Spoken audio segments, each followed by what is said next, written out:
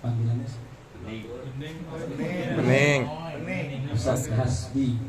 Ustaz Hasbi, ada juga yang lain-lainnya yang saya kenal mukanya, cuman namanya sampai wayah ini belum juga hafal saya.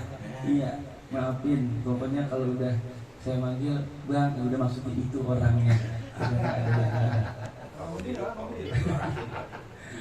Alhamdulillah ala ni'matil iman wal islam wa kafa bihi ma min ni'mah. Dalam satu munajat Nabi Musa alaihi salam kepada Allah Subhanahu wa taala, Nabi Musa berkata kepada Allah, "Ya Rabbi, khalaqta Adama biyadik wa fa'alta fa kaifa syakaruka." Munajat Nabi Musa kepada Allah Subhanahu wa taala dengan ucapan, "Duhai Allah, Engkau yang ciptakan Nabi Adam, Engkau yang ciptakan Adam, dan Engkau perbuat dengan apa yang Engkau inginkan. Fa kaifa syakaruka." Lalu bagaimana cara ia bersyukur kepadamu? Maka Allah Subhanahu wa taala berfirman, "Alima anna dzalika minni fakanat ma'rifatu dzalika syukra." Ketika ia tahu bahwa seluruh karunia yang ia dapatkan itu bersumber dariku, maka itu merupakan tanda syukur dari Adam yang telah aku ciptakan. Sehingga dalam hadis baginda Rasul sallallahu alaihi wasallam, beliau bersabda, "Ma a'tallahu li'abdin ni'matan fayaqulu alhamdulillah faqad adda syukraha." Tidaklah Allah Subhanahu wa taala berikan kepada seorang hamba akan satu kenikmatan, lalu ia mengucap kalimat alhamdulillah, maka sungguh kata baginda Rasul sallallahu alaihi wasallam, ia telah menunaikan bentuk syukur dengan lisannya. Kita kan suka sering dengar ada istilah as-sihhah wal afiyah, dan kita mungkin mengartikan bahwa as-sihhah wal afiyah ini adalah dua kata dengan makna yang sama. Namun pernah Al-Fakir dengar dari guru kita bersama Ustaz Kiai Haji Wawan Warfawzi Gunawan, beliau sampaikan bahwa as-sihhah mempunyai makna tersendiri, wal afiyah memiliki makna tersendiri. As-sihhah maknanya ia dalam kondisi tidak berpenyakit, badannya bugar, sehat, tidak sedang terpapar penyakit, tidak sedang juga ia terbaring di kasur rumah sakit, juga tidak sedang ia dimasuki selang-selang yang ada di rumah sakit.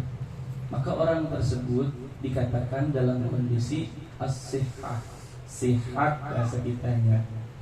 Namun afiat memiliki makna tersendiri, yaitu mendayagunakan kesehatan yang telah dikaruniai oleh Allah Subhanahu wa taala untuk beribadah kepada Allah.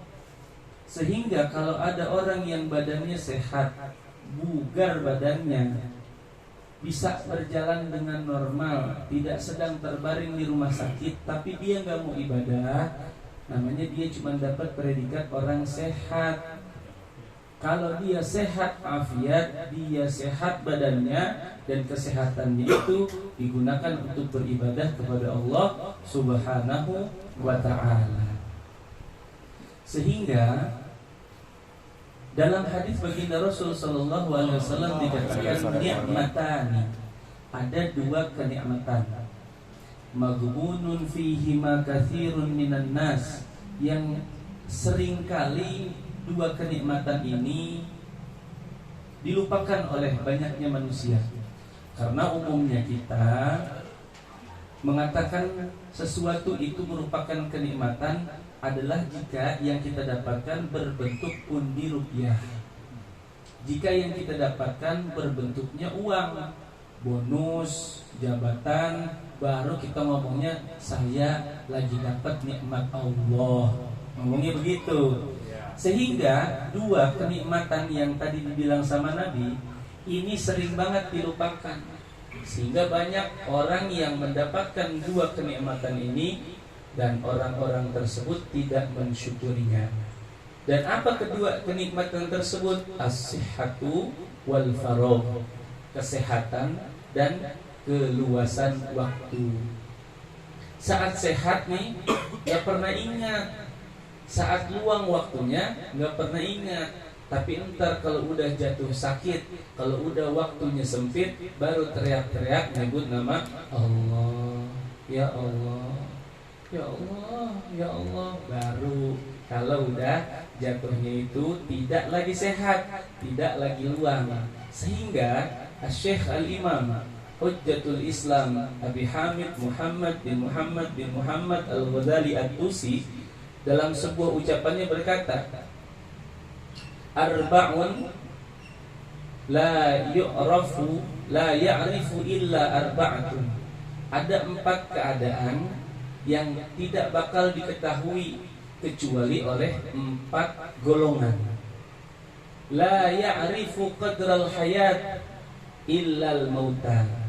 Gak bakal ada yang tahu begitu berharga atau begitu besarnya kenikmatan kesehatan dari Allah berbentuk kehidupan, kecuali yang tahu begitu berharganya nilai kehidupan itu hanyalah orang-orang yang telah wafat, meninggal dunia. Makanya dikatakan an-nasu niyam. Hakikatnya manusia itu tertidur, enggak sadar. Wa idza matu intabahu. Kalau sudah mati, itu kan baru dia terbangun, baru dia sadar. Wa idza intabahu nadimu. Kalau sudah dia sadar, akhirnya dia menyesal. Itu, akhirnya dia menyesal. Kalau sudah menyesal, maka tidak bermanfaat nasihat dari manapun. Udah mati baru nyesal. Itu, udah mati baru nyesal. Nasihat apapun untuk orang yang udah mati udah nggak ada. Udah nggak ada manfaatnya. Maka yang tahu besarnya nikmat kehidupan hanyalah orang-orang yang sudah meninggal dunia. Moga kita diberikan oleh Allah Subhanahu wa taala kesadaran sehingga kita tidak mendapati yang namanya penyesalan sebelum akhirnya kita pergi daripada dunia ini pulang ke rahmatullah.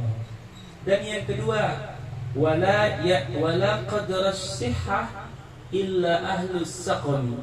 Gak bakal ada yang tahu begitu berharganya nikmat kesehatan kecuali adalah orang-orang yang sakit.